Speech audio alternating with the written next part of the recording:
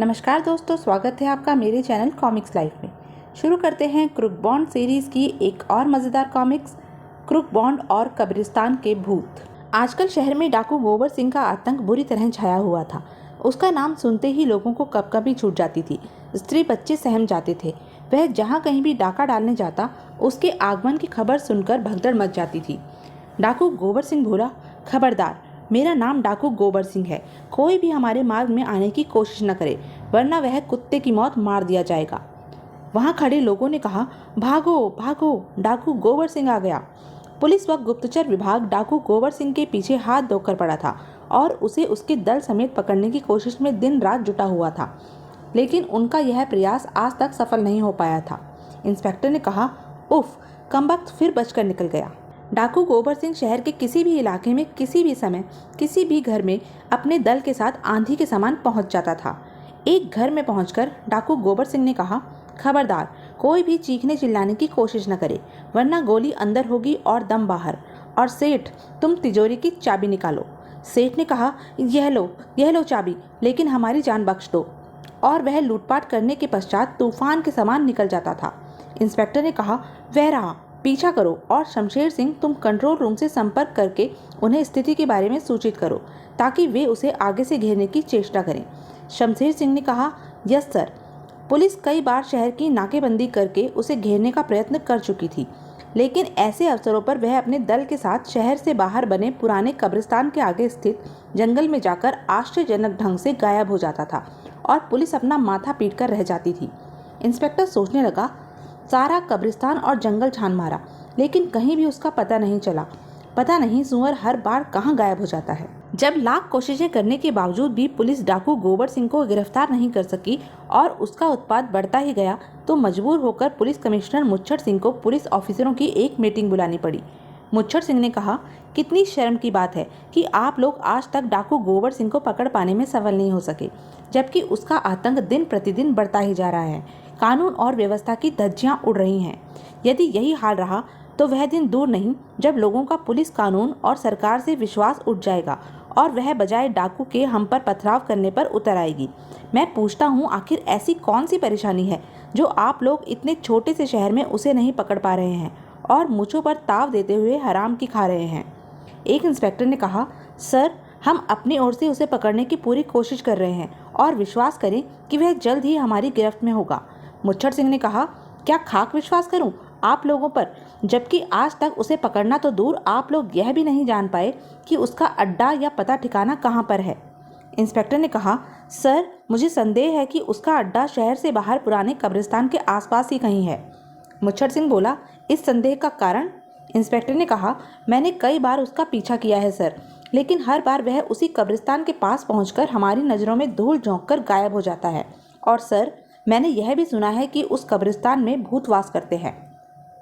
मुच्छर सिंह ने कहा, बकवास, मैं भूत प्रेतों के अस्तित्व पर विश्वास नहीं करता। इंसान से बड़ा भूत और कौन हो सकता है? क्या तुमने कब्रिस्तान और उसके आसपास के इलाके की छानबीन की? इंस्पेक्टर ने कहा, यस सर, हम कब्रिस्तान और उसके आसपास के इलाके का चप्पा चप्पा छान चुके हैं, लेकिन ऐसा कोई सूत्र हमें नहीं मिला जिससे यह सिद्ध हो सके कि उसका अड्डा वहीं कहीं है, और ना ही रात भर पहरा देने के बाद हमें कोई भूत वहां दिखाई दिया। हवलदार ने कहा, भूत दिखाई देंगे भी कैसे? हम पुलिस वालों से इंसान तो क्या, भूत प्रेत भी डरते हैं। मुच्छर सिंह ने कहा, खामोश। हवलदार बोला, अरे बाप रे। मुच्छर सिंह ने कहा, मैं कोई दलील अथवा बकवास नहीं सुनना चाहता। मुझे जल्द से जल्द डाकू गोबर सिंह और उसके साथी चाहिए, वरना मैं तुम सबको डिसमिस कर दूंगा। हवलदार बोला, सर, आप यह केस मेरे हवाले कर दें और मेरी एक शर्त मंजूर कर लें तो मैं उस गोबर सिंह के बच्चे को केवल 3 दिन के भीतर पकड़कर दिखा सकता हूँ। मुच्छर सिंह ने कहा, क्या शर्त है तुम्हारी? हवलदार बोला, बस यही कि डाकू गोबर सिंह के सर पर कुछ इनाम घोषित कर दीजिए। मुच्छर सिंह ने कहा, ठीक है, मैं यह केस तुम्हारे हवाले करता हूँ और कल के ही अखबारों में गोबर सिंह के सर पर 50,000 रुपये का इनाम घोषित किए देता हूँ। हवलदार बोला, थैंक्स सर, अब आप निश्चिंत होकर मेरा कमाल देखते जाइए। इधर पिछले केसों की शानदार सफलता से क्रूक बॉन्ड अब स्वयं को जेम्स बॉन्ड का चेला नहीं बल्कि जेम्स बॉन्ड ही समझने लगा था और चाहता था कि जेम्स बॉन्ड की ही तरह उसकी भी ख्याति पूरे विश्व में फैले। क्रूक बॉन्ड ने सोचा, अब कोई ऐसा कारनामा करना होगा जिससे कि सारी दुनिया में मेरे नाम का डंका बजने लगे। तभी क्रुकबॉन्ड बोला, अरे बाप रे, डैडी यानी बापू। धमाका सिंह ने कहा, अरे नामुराद, 3 दिन से इस कुर्सी पर बैठा मक्खियाँ मच्छर मार रहा है और मेरी तरक्की के लिए कोई केस तेरे पास फटका तक नहीं। मैं कहता हूँ शराफत से मेरे साथ चल, वरना आज मैं तुझे इस कुर्सी से उठाकर कमिश्नर साहब के पास ले जाऊंगा। क्रुकबॉन्ड ने सोचा, आज तो बापू बहुत ही गुस्से में लगते हैं, किंतु मेरा नाम भी जासूस क्रुकबॉन्ड है। हवलदारी नहीं करूंगा, भले ही घास ही क्यों ना छिलनी पड़े। धमाका सिंह ने कहा, क्या सोच रहा है कमबख्त, मेरे साथ सीधे सीधे चलता है या पकड़ू तेरी गर्दन। क्रुकबॉन्ड ने कहा, ओ नो पापा, हम इतना बड़ा जासूस होकर हवलदार की नौकरी करेगा तो दुनिया क्या कहेगी। धमाका सिंह ने कहा, भाड़ में गई तुम्हारी जासूसी और दुनिया, तुम्हें हवलदारी करनी ही होगी। तभी क्रुकबॉन्ड की माँ भी वहाँ पहुँची। क्रुकबॉन्ड ने कहा, आहा मम्मी मम्मी मम्मी, देखो ना पिताजी कैसी बच्चों जैसी बातें कर रहे हैं, कहते हैं मुझे हवलदार बनना होगा। गुलावती ने कहा, चुप हो जा मेरे लाल, मैं अभी इनकी खबर लेती हूँ। अजी, मैं कहती हूँ आपने कौन से तीर मार लिए हैं हवलदार बनकर, जो अब मेरे फूल से नाजुक बच्चे को हवलदार बनाने पर तुले हैं। यह हवलदार की नौकरी हरगिज नहीं करेगा। धमाका सिंह ने कहा, देखो तुम बीच में मत पड़ो जासूस की अम्मा, वरना। गुलावती बोली, मैं कुछ नहीं जानती, मेरा लाल जासूस ही ठीक है। धमाका सिंह ने कहा, नहीं, मैं उसे हवलदार बनाऊंगा। गुलावती ने कहा, नहीं, मैं उसे जासूस बनाऊंगी। धमाका सिंह बोला, आखिर मेरी भी तो कोई इज्जत है, अरे मैं इसे हवलदार बनाकर ही छोड़ूंगा। क्रुकबॉन्ड सोचने लगा, बेटा बॉन्ड, यही मौका है, चुपचाप खिसक ले यहाँ से। क्रुकबॉन्ड जैसे ही ऑफिस से बाहर निकला, उसकी टक्कर मोटू उर्फ टिल्लू से हो गई। मोटू ने कहा, ऐसे दबे पाँव कहाँ भागे जा रहे हो जासूस भैया। क्रुकबॉन्ड बोला, जल्दी यहाँ से खिसको, वरना बापूजी जोंक की तरह चिपक जाएंगे। मोटू ने कहा, ओह समझा। फिर अपने ऑफिस से कुछ दूर एक बरगद के वृक्ष के नीचे पहुंचकर वे रुके। क्रुकबॉन्ड ने कहा, उफ, बच गए, वरना बापू आज छोड़ने वाले नहीं थे। मोटू ने कहा, लेकिन ऑफिस तो खुला छोड़ा है भैया, यदि किसी चोर ने हाथ साफ कर दिया तो। क्रुकबॉन्ड बोला, ऑफिस की चिंता छोड़ो और बताओ कि कोई मुर्गी फंसी या नहीं। मोटू बोला, बिना जान लगाए, बिना दाने डाले ही ऐसी मुर्गी फंसी है प्यारे जासूस भैया कि बस सुनते ही कबूतर की तरह फड़फड़ाने लगोगे। क्रुकबॉन्ड बोला, अबे तो जल्दी से बताओ ना, कहाँ है वह मुर्गी। मोटू ने कहा, यह देखो, आज के अखबार में यह किसकी फ़ोटो छपी है। क्रुकबॉन्ड अखबार पढ़ने लगा।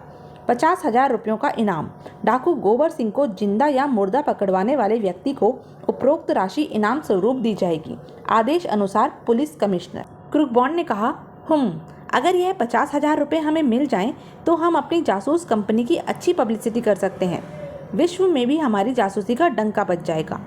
अब कुछ कर दिखाने का समय आ गया है प्यारे मोटू, हमें इस 50,000 के चेक को हर कीमत पर हासिल करना है। मोटू ने कहा, वह तो तभी होगा बॉन्ड भैया जब हमें यह मालूम हो कि इस चेक से संबंधित बैंक कहाँ है। क्रुकबॉन्ड ने कहा, इस बात की तुम फिक्र मत करो मोटू, इस बैंक को तलाश करना अब मेरा काम है, आखिर मेरा नाम भी क्रुकबॉन्ड, चेला ऑफ जेम्स बॉन्ड है। मोटू ने कहा, वाह, यानी कि अब गोबर सिंह के बचने के कोई चांस नहीं, लेकिन भैया उसे फांसने के लिए जाल कहाँ फेंकोगे। क्रुकबॉन्ड ने कहा, सुनो, ऐसे डाकू अक्सर ऐसी जगहों पर जाकर छिप जाते हैं जहां पुलिस को उनके छिपने की सपने में भी उम्मीद नहीं होती, और डकैत लोग बड़े आराम से लूटपाट करके उन स्थानों में जा छिपते हैं और हमारे पिताजी का विभाग घनचक्कर बनकर रह जाता है। मोटू ने कहा, ऐसे स्थान कौन कौन से हो सकते हैं बॉन्ड भैया। क्रुकबॉन्ड ने कहा, खंडर, बीहड़ और डरावने स्थल जैसे कब्रिस्तान, इन स्थानों पर रात को लोग बहुत ही कम आते जाते हैं। मोटू बोला, ऐसे स्थान तो शहर के बाहर और भीतर बहुत से हैं, तुम डाकू गोबर सिंह को कहाँ ढूंढोगे। क्रुकबॉन्ड ने कहा, जहाँ वह सबसे ज़्यादा शिकार करेगा, वह पूरा इलाका हम छान मारेंगे, किसी न किसी बिल में वह चूहा दिखाई दे ही जाएगा। मोटू बोला, वाह, यह तरकीब अच्छी है। क्रुकबॉन्ड ने कहा, इस केस पर हम कल से चिपकेंगे, आओ फिलहाल घर चलते हैं। मोटू बोला, हाँ चलो, मैं भी तुम्हारे लिए मुर्गी तलाश करते करते बहुत थक गया हूँ। डाकू गोबर सिंह अब तो दुनिया के ग्रेट जासूस क्रुकबॉन्ड, चेला ऑफ जेम्स बॉन्ड के हाथों बच नहीं सकेगा। अगले दिन सुबह क्रुकबॉन्ड ने कहा, डाकू गोबर सिंह का आतंक, सेठ कानामल के यहाँ 5 लाख की डकैती डालकर डाकू काली कार में कब्रिस्तान की ओर जाने वाली सड़क, कब्रिस्तान, वो मारा। क्रुकबॉन्ड ने कहा, आखिर मेरा अनुमान सही निकला मोटू, गोबर सिंह का अड्डा जरूर कब्रिस्तान में ही कहीं है।